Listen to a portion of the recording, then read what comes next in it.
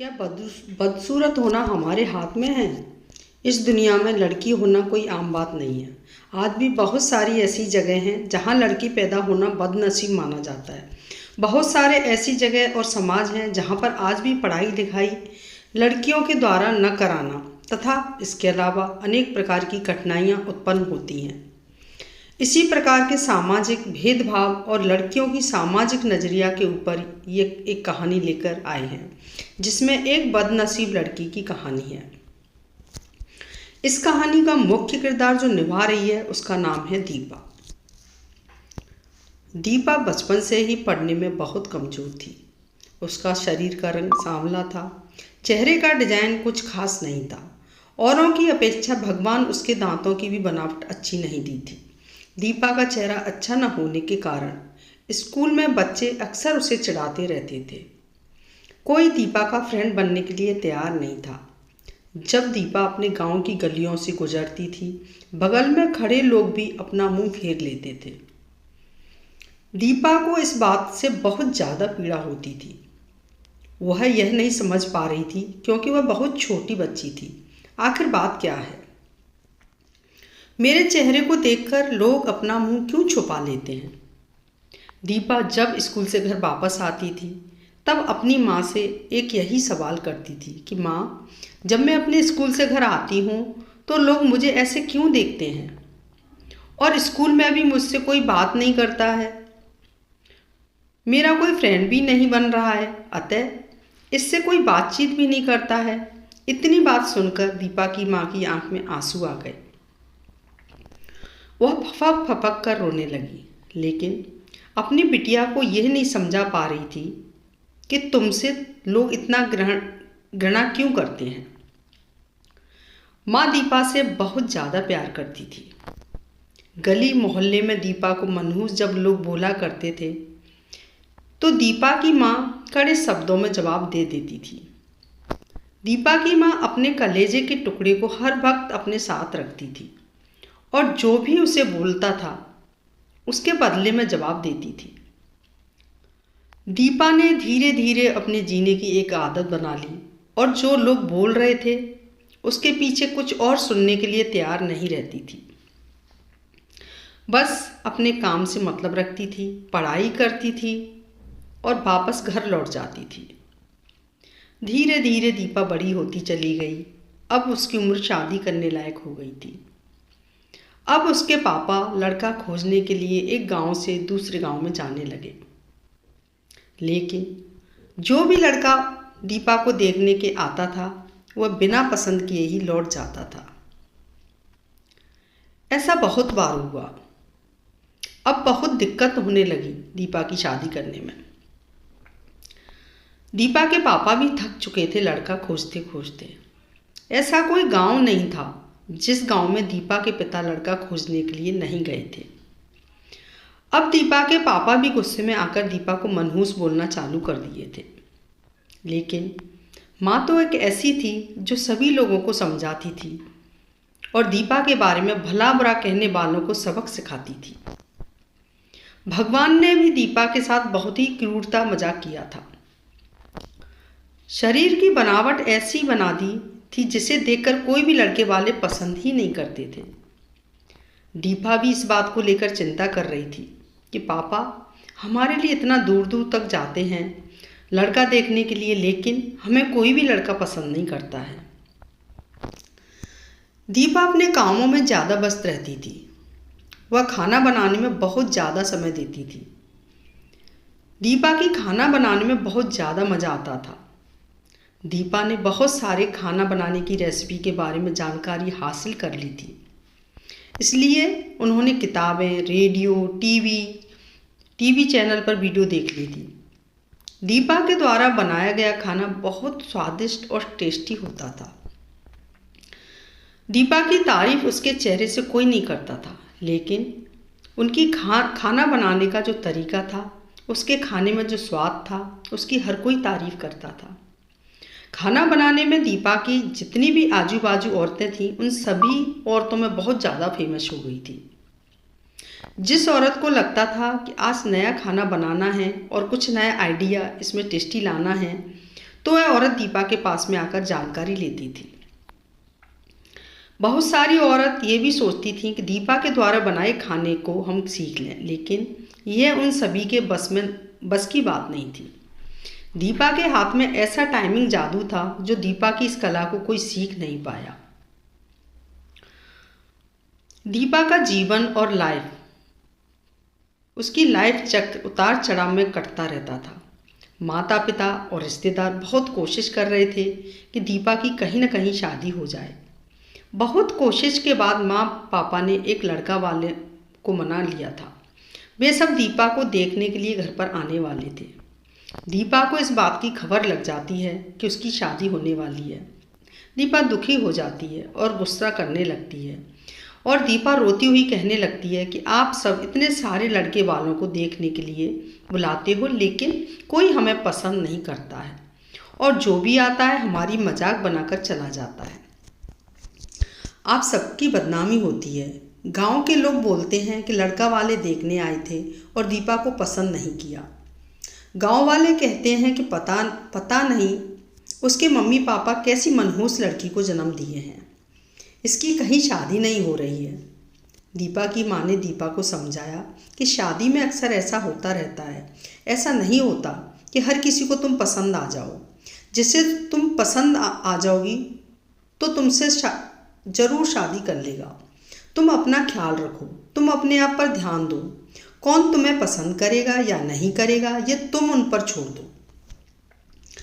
अगले दिन लड़के वाले दीपा को देखने आने वाले थे, लेकिन दीपा उसी दिन सुबह में ही सज सवर कर कहीं निकल गई थी। लड़के वाले घर पर आते हैं, लेकिन मम्मी पापा को नहीं पता था कि दीपा कहीं गई है। जब लड़के देखने की बारी आती है तो दीपा घर में नहीं थी। लड़का वाले इस पर गुस्सा हो जाते हैं और खूब खरी खोटी सुनाते हैं। दीपा के मम्मी पापा को वैसे भी पापा दीपा पर बहुत ज़्यादा गुस्सा करते थे, लेकिन उस दिन की हरकत से दीपा के पापा के ऊपर खून सवार हो गया था। दीपा ने अपने पापा को गुस्से में पागल कर दिया था। उस दिन दीपा के पापा ने उसकी मम्मी पर सारा गुस्सा उतार दिया। दीपा के पापा ने उसकी मम्मी को बहुत भला बुरा कहा कि यह सब तुम्हारी सिर पर चढ़ाने का नतीजा है। तुम्हारी ही वजह से आज दीपा ऐसी हरकत कर रही है। अब शाम का वक्त होने वाला था। दीपा घर लौट चुकी थी। दीपा के चेहरे पर बहुत ज़्यादा खुशी थी और उसके हाथ में एक चेक था। दीपा कोई एक सर्टिफिकेट लेकर आई थी।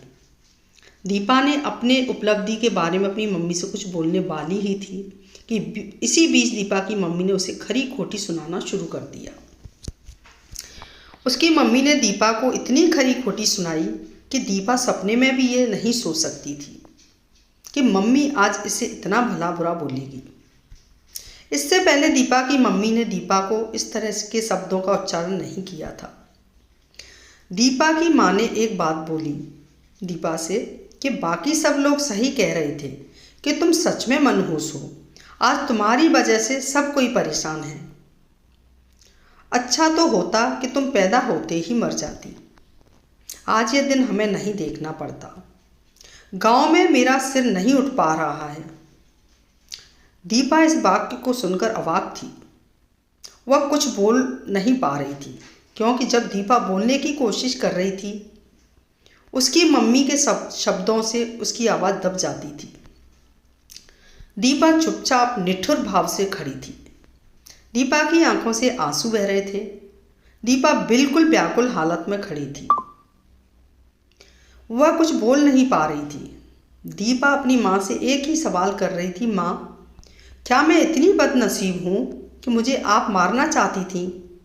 क्या मैं मर जाऊँ? मैं इतनी बुरी हूँ, आप मुझे मारना चाहती थी? मैंने ऐसी क्या गलती कर दी है? दीपा के द्वारा बोली गई एक भी बात का असर उसकी मम्मी पर नहीं हुआ। दीपा की मम्मी काम कर रही थी और गुस्से में दीपा के ऊपर अनेकों बातों का प्रहार कर रही थी। दीपा निठुर भाव से अपनी मम्मी की ओर देख रही थी और उसकी बातों को सुन रही थी। आंख से आंसू बह रहे थे, लेकिन दीपा चुपचाप खड़ी थी। दीपा एक ही सवाल कर रही थी, माँ, क्या आप मुझे मारना चाहते हो? गुस्से में मम्मी ने भी बोल दी, हाँ, दीपा बिना एक पल बिताए ही सीधा अपने कमरे में जाकर दरवाज़ा बंद कर लेती है। 1-2 मिनट के बाद में मम्मी का गुस्सा शांत होता है। तब दीपा की मम्मी को अपनी गलती का एहसास होता है। उसकी मम्मी दीपा के रूम की तरफ गई और दरवाज़ा खोलने के लिए बोली, लेकिन दीपा ने अपने रूम को अंदर से बंद कर लिया था। दीपा की माँ ने जब देखा कि दीपा अंदर से दरवाज़ा बंद कर ली है तो दीपा की माँ सोची कि यह कोई गलत कदम नहीं उठा ले।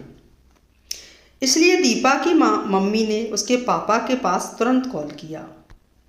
घर आने के लिए दोनों ने दरवाज़ा खोलने के लिए काफ़ी कोशिश की, लेकिन दीपा ने दरवाज़ा नहीं खोला। कुछ समय बीतने के बाद दीपा के पापा को अब एहसास हो गया कि दीपा ने कुछ गलत कर लिया है। दीपा के पापा ने तुरंत दरवाजे को तोड़ दिया। दीपा की मम्मी पापा ने अंदर का सीन देखा तो अवाक रह गए। दीपा दुपट्टे का फंदा बनाकर पंख से लटक रही थी। अभी ज़्यादा वक्त नहीं हुआ था, वह सिर्फ बेहोश हुई थी। माँ और पापा ने तुरंत उसे उठाकर पंखे से अलग किया, फिर गले से दुपट्टा निकाला और बेड पर दीपा को लिटा दिया। स्थिति को देखते हुए उन्होंने तुरंत डॉक्टर को कॉल लगाया। माँ की नज़र अपनी लाडली बेटी दीपा की मुट्ठी बांधे हाथ पर गई। हाथ में एक चिट्ठी थी और टेबल पर पड़ी 5 लाख का चेक मिलता है, जिसमें 5 स्टार होटल में शेफ की नौकरी करने के लिए कंफर्मेशन लेटर था। इसी कंफर्मेशन लेटर और चिट्ठी को लेने के लिए दीपा बाहर गई हुई थी। कुछ समय के बाद डॉक्टर आते हैं और दीपा का इलाज करते हैं। डॉक्टर दीपा के चेकअप करने के बाद बोलते हैं कि शुक्र है लड़की बच गई। कुछ सेकंड और देरी होती तो आज ये लड़की हम सभी के बीच नहीं रहती। दीपा बेड पर बेहोश अवस्था में पड़ी थी। डॉक्टर ने बोला कि दीपा धीरे धीरे कुछ घंटों में ठीक हो जाएगी। मैं दवा लिख दे रहा हूँ, जिसे आप मेडिकल स्टोर से मंगा लीजिए। मम्मी और पापा, मैं जानती हूँ कि मैं जन्म से लेकर आज तक कोई ऐसा कार्य नहीं की जिससे आप लोगों को गर्व महसूस हो, लेकिन मैं आपको बताना चाहती हूँ कि मैं खाना पकाने में नेशनल लेवल कंपटीशन को जीत चुकी हूँ। इसमें मुझे 5 लाख का चेक और प्रथम स्थान मिला है।